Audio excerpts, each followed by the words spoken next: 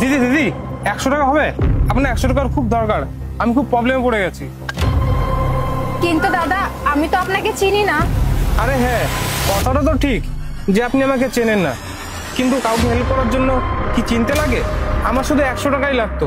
Actually আমার না একটা মিটিং আছে, টাইম মতো মিটিংয়ে না গেলে না আমার অনেক বড় লস হয়ে যাবে। আমি আপনাকে সাহায্য করছি, প্লিজ আপনি আমাকে 100 টাকা দিন, আমার 100 টাকাতেই হয়ে যাবে। আচ্ছা ঠিক আছে, আমি দিচ্ছি।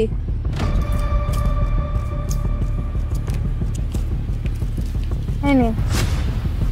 আপনাকে না অনেক অনেক ধন্যবাদ। আপনি আমাকে 100 টাকাটা দিলেন, আমি এটা কখনোই ভুলবো না। আমি খুব তাড়াতাড়ি আপনার টাকাটা রিটার্ন দিয়ে যাবো। ঠিক আছে দিদি, আমি এখন আসছি।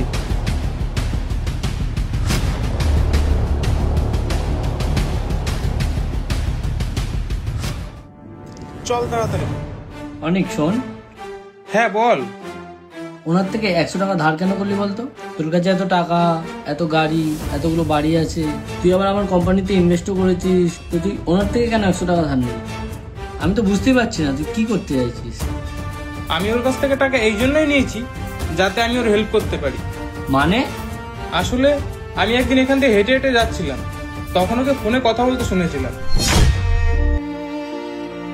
স্যার, আপনি না আমার মেয়ের অপারেশনটা শুরু করে দিন।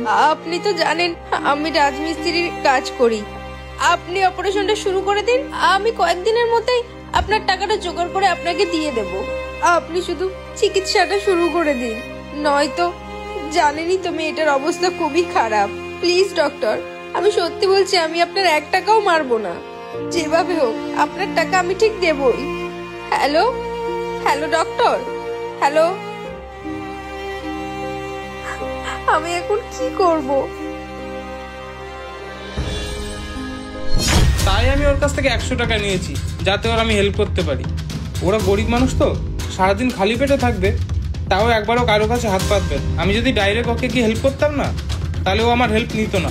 তাই জন্যই আমি এটা করেছি। আর এবার গিয়ে আমি ওর হেল্প করব, আর ও নাও করতে পারবে না, কারণ তখন ও আমার হেল্প করেছিল।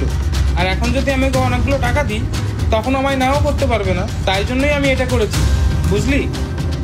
খুব ভালো ভাই, আমি তোর চিন্তা ভাবনা খুব খুশি। আমি তোকে কথা দিচ্ছি, আমার কোম্পানিটা একটু ভালো করে চলুক, আমি তোকে তোর সব টাকা ফেরত দিয়ে দেবো। আর আজ তুই আমার যে রাস্তা দেখালি, এই রাস্তায় আমি সারা জীবন চলবো।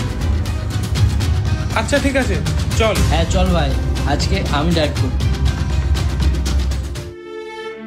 দিদি, এই নিন আপনার 100 টাকা। আরে দাদা, এই টাকাটা দেওয়ার কি দরকার ছিল? এটা কেমন কথা বলছেন দিদি? আপনি আমার দরকারের সময় সাহায্য করলেন, আর আমি আপনার টাকা ফেরত দেবো না? আজকে যদি আমি আপনার টাকা ফেরত না দিতাম, তাহলে তো আপনি পরে কাউকে সাহায্যই করতেন না। আপনি আমাকে এমন সময় টাকা দিয়ে সাহায্য করেছেন, আমার অনেক উপকার হয়েছে। আজকে যদি আমি আপনাকে টাকা ফেরত না দিতাম, তাহলে নিজেকে আমার ছোট মনে হতো। থ্যাংক ইউ দাদা। আর আপনি যেই কাজটার জন্য এই টাকাটা নিয়েছিলেন, সেই কাজটা আপনার হয়েছে তো? আপনার মতো মানুষ এই দুনিয়ায় থাকলে উপকার আবার হবে না? আপনি জানেন, আপনার জন্য আমার 50 লাখ টাকা লাভ হয়েছে। Thank you so much.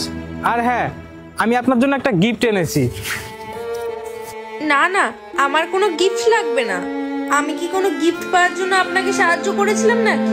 আমি জানি আপনি আমার হেল্প নিঃস্বার্থভাবে করেছেন, আর আপনার জন্য যখন আমার এত টাকা লাভ হয়েছে, তাহলে আমি আপনাকে এই ছোট্ট একটা উপহার দিতে পারবো না? আমাকে দাদা ভেবে এই টাকাগুলো আপনি রাখুন। নিন, রাখুন না, রাখুন। না দাদা, আমি এতগুলো টাকা নিতে পারবো না। আরে ধরুন না, এটা ধরুন, এটা আপনারই। দাদা, আমি এতগুলো টাকা রাখতে পারবো না, আর না আমি এতগুলো টাকা আপনাকে ফেরত দিতে পারবো। আচ্ছা, আপনি আপনার মেয়ের চিকিৎসা করাবেন না? আপনি কি করে জানলেন?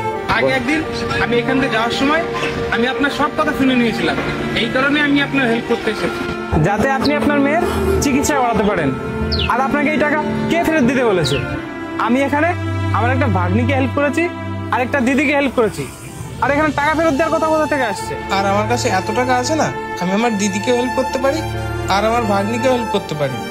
তুমি এই টাকাগুলো রেখে দাও, আর ভাগ্নির ভালোভাবে চিকিৎসা করাও।